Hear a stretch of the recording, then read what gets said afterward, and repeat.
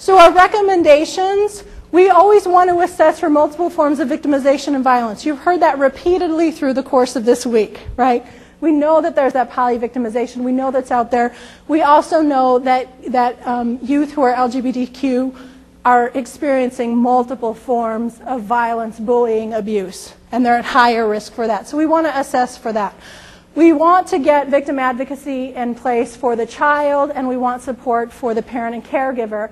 And specifically for the parent and caregiver, and I have another point on this later, but this doesn't stop at our interview, right? It doesn't stop at our interview. We want to make sure that we understand our parents, when they come in, when they have when there's a stray kid who comes in, the parents have issues to deal with, right?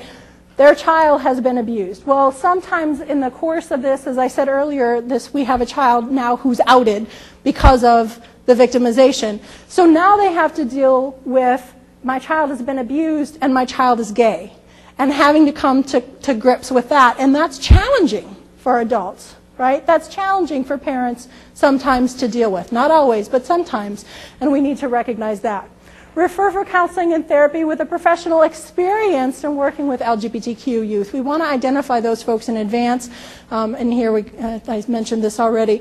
The family members are impacted as well. We need to address their questions and concerns.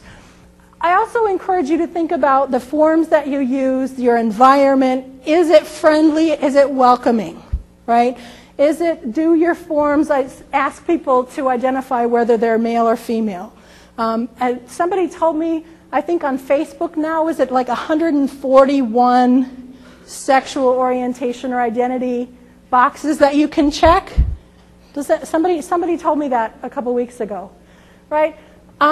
If we're trying to put people into one box or the other, we're alienating folks. And so leaving that as kind of an open thing is important. And we need to give ourselves permission to make mistakes, because we are going to make mistakes. I probably made a ton, and you're welcome to tell me that. But we need to give ourselves that permission. Here are some resources that are available, and I encourage you to reach out within your community for resources that are available to you. And I do want to send out a special thanks.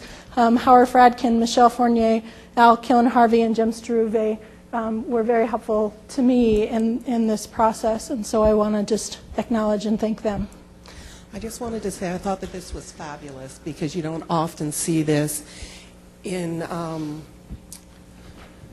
workshops or conferences where it's not specific to